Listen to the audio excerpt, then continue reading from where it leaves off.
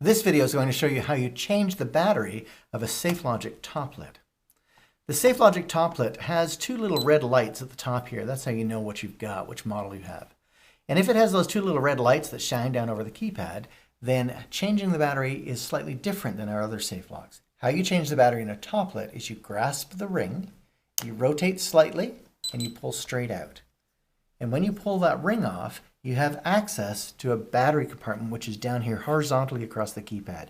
How you get to it is you can push your finger in this way and it pushes out the battery on the other side. The battery is now connected with a clip on the top here. You just remove that, get your new battery and install the new battery, and then push the battery in first and then tuck these wires back in. You don't want to catch those wires when you put your ring on.